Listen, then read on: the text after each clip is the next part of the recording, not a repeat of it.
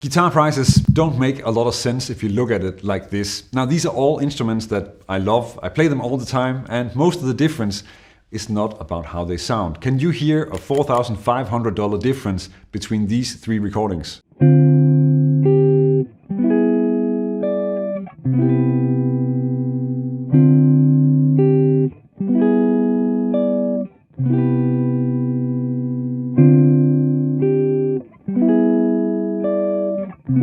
I'll let you know which guitar is which later in the video. Do you think that one of the recordings sounded 12 times or 4 times as expensive as the other ones? Because I can't confidently say that I hear it like that. But the question is also whether that's where the difference is. And I'll get back to that too. Now, when I make videos like this, then I always learn something new because I start looking at my guitars in a different way. And in this case, the weight difference was actually pretty surprising to me. But first, let me just introduce the guitars to you. The first semi-hollow guitar that I bought was my Epiphone Sheraton. I bought the guitar secondhand on Marktplaats for 350 euros, and Marktplaats is sort of the Dutch Craigslist. 350 euros is less than the $400 that I labeled it, but it's kind of close. And in trying to find this instrument, this guitar, I think I tried 20 Sheratons before I found one that I really loved and finally bought. It took me almost a year. At the time, buying a guitar was a serious investment, and it made a lot more sense to just get a cheap but decent model than immediately just investing a lot of money. Now, it is a Korean-built Sheraton from 2000, so it's not very old, and it has had a few upgrades over time. I think the most important upgrade is that I had the pickups changed from the original Epiphone humbuckers. First to a set of bare knuckle the Mule, and then last year to a set of Ron Ellis humbuckers. Now, in terms of sound, this would probably be the biggest upgrade that it's had, but I also wore down the frets and they had to be replaced as well. So as you can hear, I've played this guitar a lot and it's done many gigs with me, among other things, the TV appearance of my band back in 2012. The bare knuckle pickups were a lot less muddy than the original Epiphone humbuckers, and that really did a lot for the sound of the guitar. It still felt a bit dark at times though, which I always blamed on the amount of finish on the instrument. I sometimes wonder if it's more paint than wood. Now, because it felt so much darker than especially my Ibanez guitar, then I wasn't playing it that much for a few years. But once I had the Ron Ellis humbuckers installed, that really changed things and it really came to life, and I've used it a lot since then, both live and also as you've probably seen in my YouTube videos. The other things that matter, at least to me, with the quality of the guitar is how it feels to play. But now that I'm comparing them, then I have to say that my memory and my experience kind of exaggerates those things sometimes, but I'll come back later in the video. The fretboard on the Sheraton is very flat, so it kind of feels like the fastest guitar of the three. The neck is also kind of flat and wide for my taste, and that makes a difference. I'm kind of used to these sort of rounder and also a little bit narrower neck. That's what I have on my Strat and also on my ES175. The ES175 was of course my main guitar before this guitar. And a lot of the stuff that I play where I'm using my thumb around the neck to fret notes are a lot easier if the neck is not too flat, for me anyway. This guitar is pretty heavy compared to the two other guitars as well, something that's of course also important if you play them a lot. Through playing the Epiphone Sheraton, I could tell that semi-hollow guitars work very well with the music that I play and the sound that I hear in my head. It kind of fixed the thing that I was missing with the ES175. Now, since I tried to get the cheapest possible option with the Sheraton, then I felt that I could explore upgrading to a more expensive instrument and see whether that would make any difference. Now, I live in the Netherlands, which besides having horrible bread, also has a tradition for being notoriously stingy, and that fits perfectly with the culture of the place that I'm from in Denmark, because we're just like that as well. So I didn't immediately run out and try to order a custom shop Gibson ES335.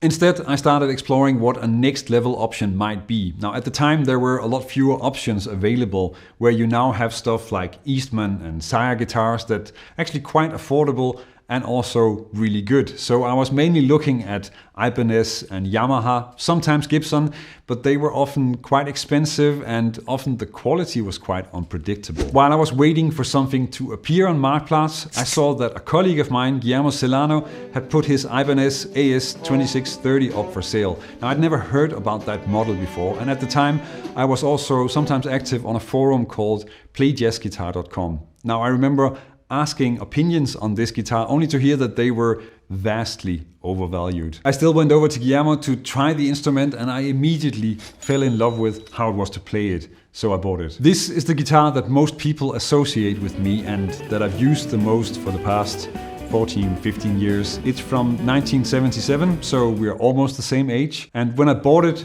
I was actually looking for an AS200 model, so the model that Schofield plays. And years later, I had a student who had one of those, and I was very happy to realize that I much prefer the neck of my AS2630 here. Now, Guillermo, I think, replaced the tuners, and he also switched the neck pickup from the original Ibanez to Seymour Duncan Seth Lover, which I just recently, after I don't know how many years, learned is in fact the wrong way around. But that falls in the category of I don't change stuff that's not broken or doesn't sound bad. And I've never thought about that. Now, a good friend of mine put a sort of metal plate on the input jack here because that was a place that just kept breaking every now and again. And Richard Heeres from Heeres Guitars refretted this guitar with some steel frets quite recently, and that really feels nice to play and also sounds quite good. For me, this guitar has the perfect neck and fretboard, even if the 335 is also really great, but it's different. In fact, I thought that this guitar was more different from the Sheraton. Turns out that the width of the fretboard down here is the same. And then in fact, which is quite surprising, this one is wider down here, where I thought the Epiphone was actually wider. And if you look at the neck, this one is actually rounder and feels a lot rounder also than the Epiphone, which makes a big difference. And this one is much more like the ES335 in that sense. On the Ibanez, it's easy to reach the higher frets, and it does everything that I needed to do. This is quite a bit lighter than the Sheraton, and also a bit better balanced as well when you play it, especially standing up. Now, to be honest, I thought the differences in weight between these guitars was much bigger than the 400 gram, which is, I guess, a little bit under a pound. Now, I was thinking it would be closer to 2 pounds, but as you can hear, I never weigh guitars or measure anything. As you can tell, then this is my story with semi-hollow guitars in 3 different chapters, 1 for each guitar. And there's actually a 4th chapter coming because I'm working with Richard Heeres on a custom built semi-hollow that's gonna be done later this year. And that's super exciting. I'm really curious what that's going to be like, but you'll hear more about that if you just subscribe to the channel or follow my newsletter or anywhere else. I'm probably going to be talking about it. Now, for this video, then the last guitar is my vintage Gibson ES335. Around 2017, I decided that since the Ibanez was a success, it was worth exploring if there was something even better out there that I could try. Now, at this point, I tried quite a few ES335s and reached the conclusion that the new version of this guitar was not better than the Ibanez. But I did know a few people who had vintage ES335s, Quist and Adam Levy. And they both swore by those guitars, so I was very curious if it would be possible to find something that was better than the Ibanez. Now, the problem with finding vintage Gibsons around here is that there are not a lot of them. So I put the word out that I was looking, plus checking Marktplatz, hoping to get lucky. And I again tried a lot of guitars, and for some reason, the 335s that I tried were converted from 12 to 6 string, and if I tried something, I wasn't really feeling it. Now, after a few tries with some 70s and late 60s versions, I was starting to give up, thinking that this was probably not gonna work out. And then I got a message from one of my friends about a 60s ES335 that was for sale actually pretty close to where I live. And I quickly made an appointment to go try it out. The woman selling the guitar was a blues guitarist who had to stop playing because of arthritis, and they wanted to make sure that the guitar would actually go to somebody who would play it. Now, when I was there trying the guitar, I knew almost immediately. It only took a few chords and a few lines, and I was convinced that this was the best I was going to find, and I bought it pretty much on the spot. The neck on this guitar is unbelievable. It is super narrow and also actually super thin, making it feel kind of vulnerable, and makes you worry that it's going to break. At least it makes me worry that it's going to break. Now, I had it valued for insurance by an expert, and he helped me figure out that it's from '69, because that's not entirely clear from the serial number. Gibson serial numbers are just always kind of tricky. It has the original pickups, which are super loud, and that's not that unlike the Ron Ellis humbuckers that are also quite loud. The guitar has been refretted in the past, as far as I can tell.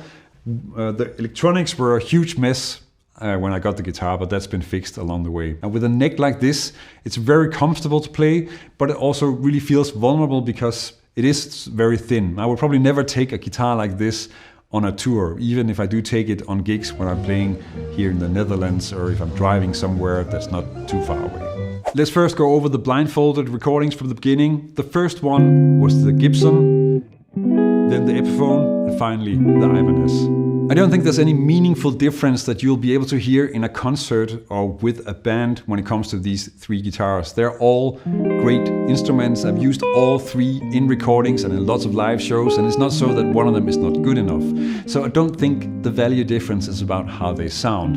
In reality, probably with the upgrades, then the Ibanez and Epiphone are a bit closer in price, just because Ron Ellis pickups are not cheap, but also really do add something to how it feels to play the instrument, which I have to admit I can't explain. But I did make a video when I made the change from the bare knuckles to the Ron Ellis pickups. You can check that out if you want to see that story. As you can hear, I pick instruments by playing them and deciding whether they vibe with me, whether I feel that they're special once I play them. And clearly that is not a scientific method, but it is just the most reliable method that I have. And I'm not trying to make a scientific video here. That's also why I don't talk about the wood and the construction of the guitars, because I don't really know for sure and I don't really care, to be quite honest about it.